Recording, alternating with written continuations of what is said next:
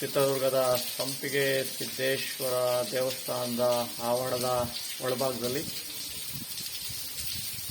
ಮಳೆ ಬರುವ ಒಂದು ಸಂದರ್ಭದ ಒಂದು ಮೂಮೆಂಟಲ್ಲಿ ಸುಮಾರು 270 ವರ್ಷಗಳ ಹಿಂದೆ ಜುಲೈ 1, 1754ರಲ್ಲಿ ರಾಜವೀರ ಮದಕರಿ ನಾಯಕ ಅವರ ಪಟ್ಟಾಭಿಷೇಕ ಇದೇ ಒಂದು ಜಗಲಿ ಮೇಲ್ಭಾಗದಲ್ಲಿ ನಡೆದಿದ್ದ ಒಂದು ನಿದರ್ಶನ. ಇತಿಹಾಸ ಪುಟಗಳಲ್ಲಿ ಇತಿಹಾಸಕಾರರು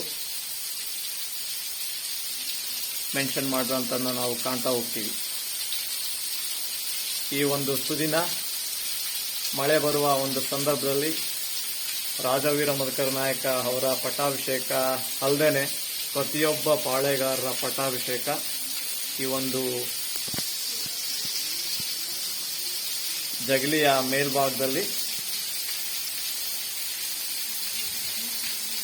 ಮಾಡಿದ್ರು ಅನ್ನೋದಕ್ಕೆ ಇತಿಹಾಸದ ಒಂದು ಪುಟಗಳಲ್ಲಿ ನಾವು ನೋಡ್ತಾ ಹೋಗ್ತೀವಿ.